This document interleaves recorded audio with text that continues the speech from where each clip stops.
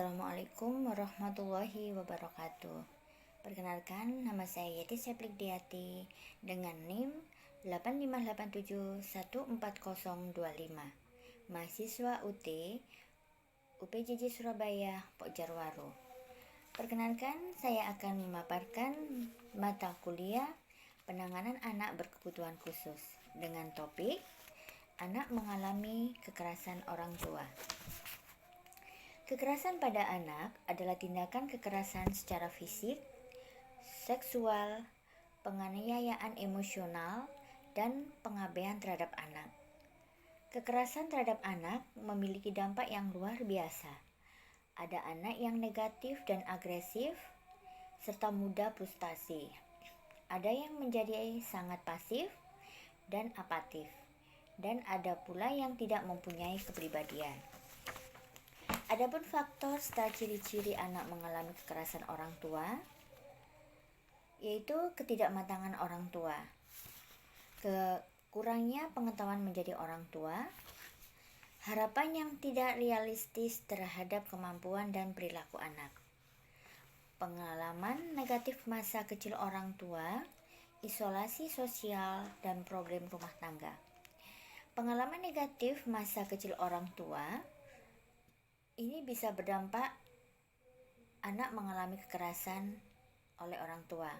Dalam arti, pengalaman yang telah terjadi terhadap orang tua di masa lalu, mereka lampiaskan kepada anak sehingga anak mengalami kekerasan.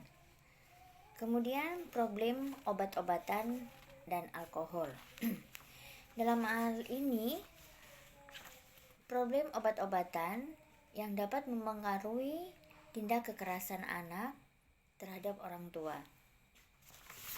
Adapun metode STAMedia dalam menangani anak dalam kekerasan orang tua, yaitu metode SPP.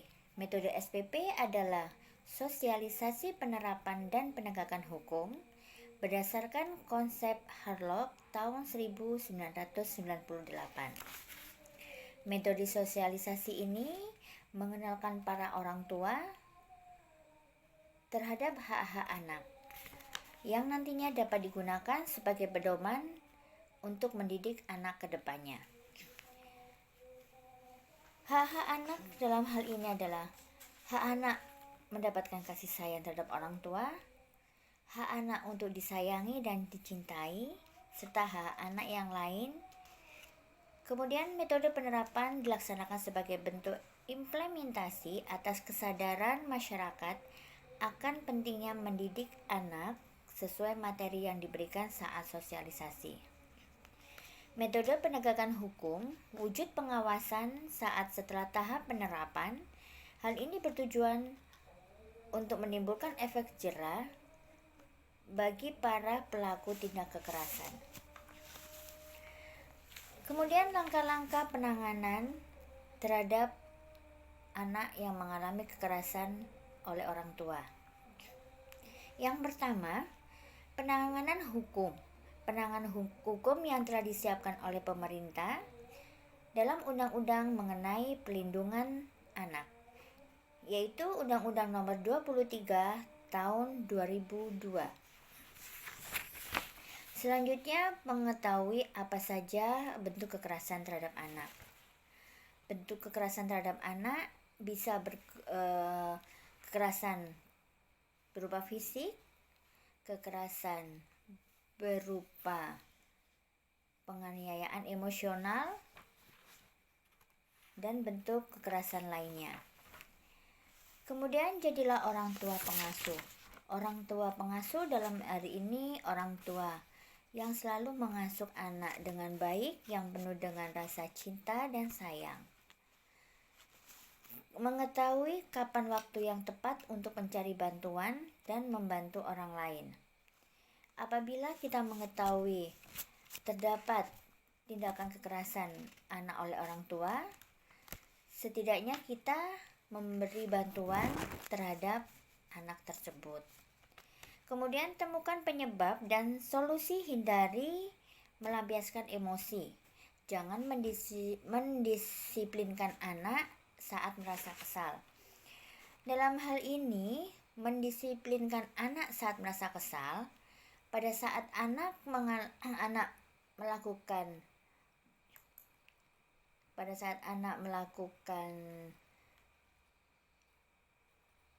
kesalahan, kemudian orang tua memberikan kedisiplinan terhadap anak, namun seyogianya memberikan kedisiplinan itu dengan rasa yang sabar, tidak pada saat merasa kesal. Kemudian kenali dampak kekerasan pada anak sejak dini. Mendukung program pencegahan kekerasan pada anak. Demikian paparan yang telah saya sampaikan dengan topik kekerasan anak oleh orang tua. Saya Yati Seplikdiati, mahasiswa UT UPJJ Surabaya. Terima kasih.